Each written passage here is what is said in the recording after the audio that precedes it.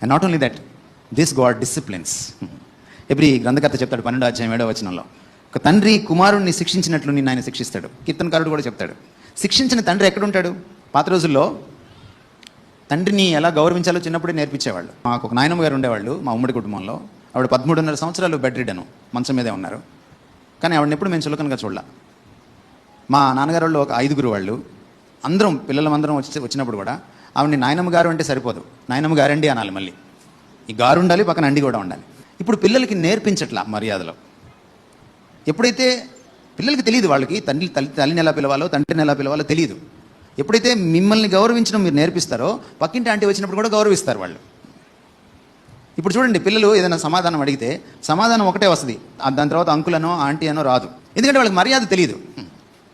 మేము చిన్నప్పుడు అలా మాట్లాడితే నువ్వు గోడతో మాట్లాడుతున్నావు అని మూతి మీద కొట్టేవాళ్ళు. ఎవరితో మాట్లాడుతున్నావురా నువ్వు? సో మనం ఇక్కడ అర్థం చేసుకోవాల్సింది ఏంటంటే పిల్లల్ని డిసిప్లిన్ చేయాలి. ఈరోజు పిల్లల బాధ భరించలేక కనేస్తున్నారు. పెళ్ళైన తర్వాత బై డిఫాల్ట్ కనేస్తున్నారు. కనేసిన తర్వాత బై డిఫాల్ట్ మదర్ ఫాదర్ అయిపోతున్నారు అనమాట. మరి మీ ఫాదర్స్ డే ఎలా చేసుకుంటారో నాకు తెలియదు. అంటే ఆ బ్యాచ్తో మాట్లాడుతున్నాను నేను, అందరితో కాదు.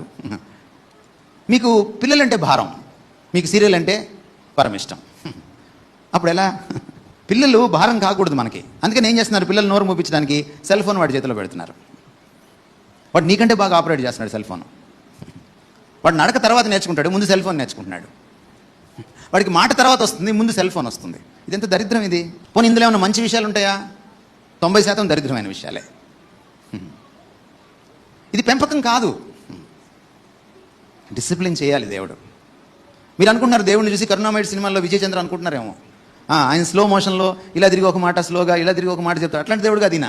అరవీరు భయంకరుడు. బెత్తం పట్టుకున్నట్టుంటే వాయించేస్తాడు. Is a